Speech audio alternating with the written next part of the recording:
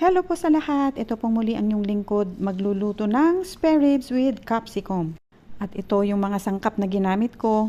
Yung spare ribs o karne ng baboy, tatlong kulay na capsicum o kaya yung bell pepper, bawang at saka ng tausi. Una ay prituhin ko ang karne ng baboy o ng spare ribs hanggang sa magiging golden brown o kaya yung lutong-luto na siya at iset aside. Pagkatapos ay igisa ko ang bawang at ng tausi. Gigisa ko siya hanggang sa lumabas ang kanyang aroma at pagkatapos ay halo ko na ang kanyang capsicum. Isang mabilisang mekos-mekos tornado at pagkatapos ay halo ko na ang kanyang spare ribs na prinito kanina. At igigisa ko lamang siya ng mga ilang minuto upang sa gayon ay crunchy pa din ang kanyang mga capsicum at pagkatapos ay ilagay ko na ang kanyang sauce. Na ginamit ko ay pinaghalong oyster sauce, soya sauce, corn flour at tubig. Ito, luto na ang ating spare ribs with capsicum. Ayan, ready to serve! Maraming salamat!